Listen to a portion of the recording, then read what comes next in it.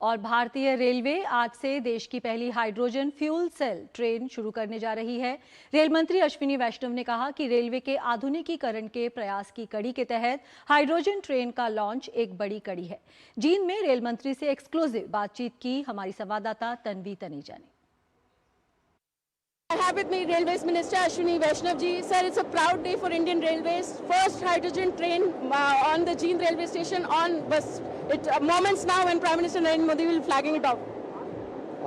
भारत में नई टेक्नोलॉजी को डेवलप करना और specially hydrogen based propulsion technology को डेवलप करना, ये माननीय प्रधानमंत्री श्री नरेंद्र मोदी जी का बहुत बड़ा एक विजन है। इस विजन के तहत इस ट्रेन को डेवलप किया गया है और बहुत ही कॉम्प्लेक्स टेक्नोलॉजी है। हाइड्रोजन को यूज़ करके 2400 किलोवाट की ये ट्रेन है, यानी 10 कोच की ट्रेन। इससे भारत ने टेक्नोलॉजी का एक बड़ा मुकाम अचीव किया है।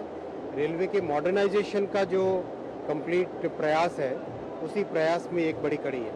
सर, बहुत सारी कंट्रीज के पास ये टेक्नोलॉजी है, हम भी अब इस कड़ी में जुड़ गए हैं। इसको विस्तार करने के लिए रेलवेज का क्या प्लान है?